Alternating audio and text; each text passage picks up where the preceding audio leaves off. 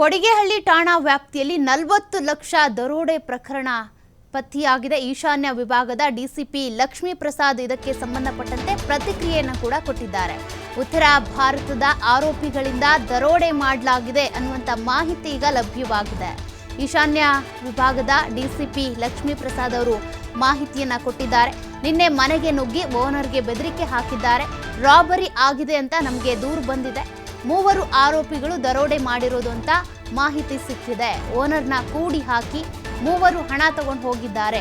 Driver ಒಬ್ಬ ಸೇರಿದಂತೆ 4 ಆರೋಪಿಗಳು ಅಂತ ಶಂಕಿಸಲಾಗಿದೆ. ದರೋಡೆ ನಡೆಸಿರುವಂತಹ ಆರೋಪಿಗಳಿಗಾಗಿ ನಾವು ಹುಡುಕಾಟವನ್ನ ನಡೆಸ್ತಾ ಇದ್ದೇವೆ ಅಂತ ಮಾಹಿತಿ ಕೊಟ್ಟಿದ್ದಾರೆ. ಈಗಾಗಲೇ ಇದಕ್ಕೆ ಸಂಬಂಧಪಟ್ಟಂತೆ ಒಂದಷ್ಟು ಶಂಕೆ ಕೂಡ ವ್ಯಕ್ತವಾಗ್ತಾ ಇತ್ತು.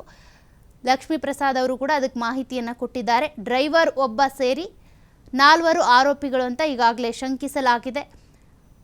ದರೋಡೆ ನಡೆಸಿರುವಂಥ ಆರೋಪಿಗಳಿಗೋಸ್ಕರ ನಾವು ಬಲೆ ಬೀಸ್ತಾ ಇದ್ದೀವಿ ಅನ್ನುವಂಥ ಮಾಹಿತಿಯನ್ನ ಕೂಡ ಕೊಟ್ಟಿದ್ದಾರೆ. ಈ ಡಿಸ್ಟೆನ್ಸ್ ತೋರಿಸ್ಬಿಟ್ಟು ಏನಾದ್ರು ಕೂಗಿದ್ರೆ ಅಥವಾ ಓನರ್ ಡೋರ್ ಲಾಕ್ ಹಾಕ್ಲಿಕ್ಕೆ ಟ್ರೈ ಮಾಡ್ತಾನೆ. ಡೋರ್ ಏನಾದ್ರು ಲಾಕ್ ಹಾಕ್ಲಿಕ್ಕೆ ಟ್ರೈ ಮಾಡಿದ್ರೆ ಶೂಟ್ ಮಾಡ್ತೀವಿ ಅಂತ ಹೆದರ್ಸ್ಬಿಟ್ಟು ಅವ್ರನ್ನ ಒಳಗಡೆ ಕರ್ಕೊಂಡು ಹೋಗಿ ಒಳಗಡೆ ಒಂದು ರೂಮ್ ನಲ್ಲಿ ಹಾಕ್ಬಿಟ್ಟು ಡೋರ್ ಕ್ಲೋಸ್ ಮಾಡಿದ ನಂತರ ಇವ್ರು 3 ಜನ ಅಲ್ಲಿಂದ ಪರಾರಿಯಾಗಿರ್ತಾರೆ. ಆಮೇಲೆ ನಂತರ ಓನರ್ ಆಚೆ ಬಂದ್ಬಿಟ್ಟು ಚೆಕ್ ಮಾಡಿದಾಗ ಇವ್ರು 3 ಜನ ಇರೋದಿಲ್ಲ. ಮತ್ತೆ ಅವ್ರದ್ದು ಸಾಮಾನುಗಳೆಲ್ಲ ಚೆಕ್ ಮಾಡಿದಾಗ ಅವರಿಗೆ 500 ಗ್ರಾಮ್ಸ್ ಗೋಲ್ಡ್, 20 lakhs ಕ್ಯಾಶ್ ಮತ್ತೆ 6 ಬೆಲೆ ಬಾಳುವ ವಾಚ್ಗಳು ಕಳ್ತನ ಆಗಿದೆ ಅಂತ ಹೇಳ್ಬಿಟ್ಟು ಗಮನಕ್ಕೆ ಬರುತ್ತೆ. ಆ ಬೇಸಿಸ್ ಮೇಲೆ ಅವ್ರು ನಮಗೆ ಕಂಪ್ಲೇಂಟ್ ಕೊಟ್ಟಿದ್ದಾರೆ. ಮತ್ತೆ FIR ಮಾಡಿದ್ದೀವಿ ನಾವು.